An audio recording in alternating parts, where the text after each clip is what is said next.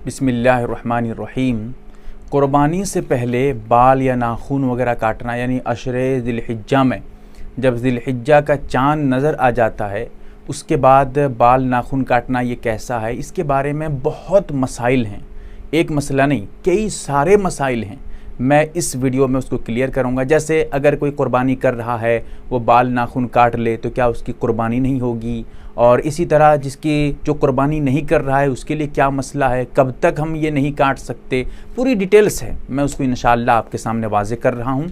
जैसा कि आप अगर देखना चाहें तो अबू दाऊद शरीफ में जिल्द नंबर 2 सफ़र नंबर 385 पे, और मिशकात शरीफ में सफ़र नंबर 129 पे, मुस्लिम शरीफ में हदीस नंबर 1977 पे, इन पे अगर आप देखना चाहें तो हदीसें मौजूद हैं। इनकी शुरुआत पे तफसीलात देखें, हाशिए पे तफसीलात देखें। सबसे पहला मसला, जो लोग क़ुरबानी कर रहे हैं, जिनके क़ुरबानी करने का इरादा है, जो क़ुरबानी करेंगे आगे चलकर, उनके लिए मुस्तहब है कि जब ज़िलहिज्जा का चाँद नज़र आ जाए, यानी पहली तारीख़ हो जाए, उसके बाद बाल या नाखून न काटें। चाहे बगल के बाल हों, ज़ेर नाफ के बाल हों, या दाढ़ी के हों, या सर के हों, या उंगलियों के हों, या पैरों के जो है नाखून हों, इनको नहीं काटें। उनके लिए मुस्तहब है। अब इस मुस्तहब से ये पता चल गया ये अमल ज़रूरी नहीं है, वाजिब और फ़र्ज़ नहीं है।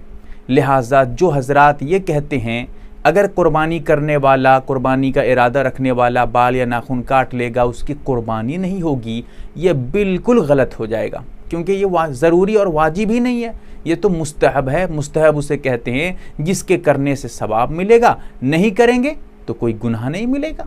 तो यही है मुस्तहब। तो एक तो इसके लिए था। कब से कब तक? जब चाँद नज़र आ जाए उस वक्त से। कब तक नहीं काटेगा?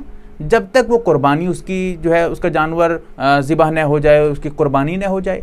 अगर वो पहले दिन क़ुरबानी कर रहा है तो जब क़ुरबानी हो जाए उसके बाद काट ले, पहले दिन काट सकता है। अगर दूसरे दिन वो क़ुरबानी कर रहा है तो दूसरे दिन तक इंतज़ार करे, जब दूसरा दिन हो जाए तो उसके बाद वो काटे। तीसरे दिन करेगा तो यही मसला है। अब यहाँ पर एक और सवाल कि अगर वो मतलब बाल वगैरह नहीं काटा था, अब क्या उसके लिए क़ुरबानी करने के बाद बाल और नाखून काटना ज़रूरी है? नहीं काटेगा तो क्या मसला है? याद रहे वो ज़रूरी अब नहीं है। अगर यानी ये समझना कि जब क़ुरबानी हो जाए उसके बाद बाल नाखून काटना फिर हमारे लिए सुन्नत है, ज़रूरी है, वाजिब है, ऐसा कुछ नहीं है। हाँ, अगर बाल वगैरह ज़्यादा लंबे हो गए हैं या नाखून बड़े बड़े हो गए हैं, आप काट दीजिए, कोई बात नहीं है। लेकिन ये समझना कि जैसे हमको रुकना था वैसे ही वहाँ काटना भी है, यानी चाँद नज़र आने के बाद काटना नहीं था, उसके बाद काटना है, ऐसा नहीं है। नहीं काटेंगे कोई बात नहीं, कोई हरज नहीं, यानी क़ुरबानी करने के बाद नहीं काटेंगे कोई हरज नहीं, वहाँ काटने का हुक्म ही नहीं है। हाँ, अगर ज़रूरत है तो आप काट सकते हैं।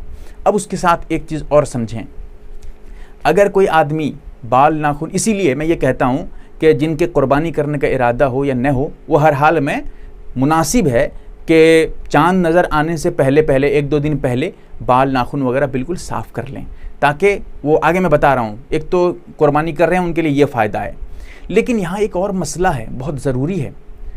40 दिन के अंदर अंदर जो ज़रूरी गैर ज़रूरी बाल होते हैं, ज़ेर नाफ के हैं, बगल के हैं, शर्मगाह वगैरह के बाल हैं, नाखून हैं, इनका काटना 40 दिन के अंदर अंदर ज़रूरी हो जाता है, वाजिब हो जाता है। अगर 40 दिन से ज़्यादा हो जाएगा तो गुनहगार होंगे। अब सोचिए, एक आदमी ऐसा था 35 दिन हो गए थे काटा नहीं था, अब चाँद नज़र आ गया, अब वो सोचता है कि अब मैं नहीं काटूंगा, पूरा 10-12 दिन के बाद जब क़ुरबानी करूंगा तब काटूंगा। अब इस सूरत में 35 दिन था, 35 दिन तो ऐसे ही हो चुके थे, अब 10 दिन और हो गया तो 45 दिन हो गए, अब तो गुनहगार हो जाएगा। ऐसे आदमी के लिए, वो आदमी ऐसा हो कि जिसके लिए इन अशरे ज़िलहिज्जा में जो 10 दिन हैं, क़ुरबानी से पहले के 10 दिन, उसके अंदर अंदर अगर वो 40 दिन तक पहुंच जाता है तो फिर उसके लिए बाल या नाखून वगैरह काटना ज़रूरी हो जाएगा। वो काटेगा, वहाँ रुकेगा नहीं, काटना पड़ेगा उसको, नहीं काटेगा तो गुनहगार होगा। अब इसीलिए मैं कहता हूँ कि पहले ही बना लीजिए, चाँद नज़र आने से पहले, ताकि वहाँ 40 दिन का सवाल ही पैदा न हो।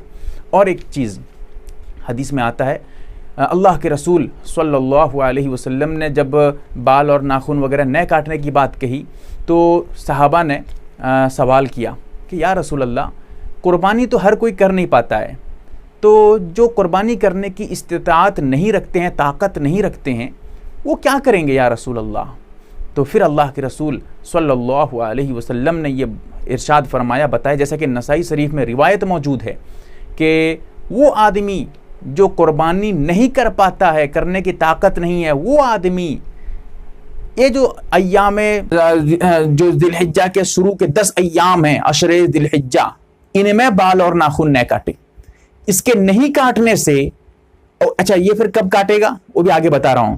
इसके नहीं काटने से उस आदमी को जो कुर्बानी नहीं कर पा रहा है, गरीब आदमी था, अमीर आदमी तो बात दूसरी है, अगर गरीब आदमी था, कुर्बानी नहीं है, उसके लिए वाजिब नहीं है, और या इतनी ताकत नहीं है कि कुर्बानी कर सके, पैसे वैसे उसके पास बिल्कुल नहीं है, कुर्बानी नहीं कर पा रहा है, वो अगर नहीं काटेगा तो उसको कुर्बानी करने का सवाब मिल जाएगा।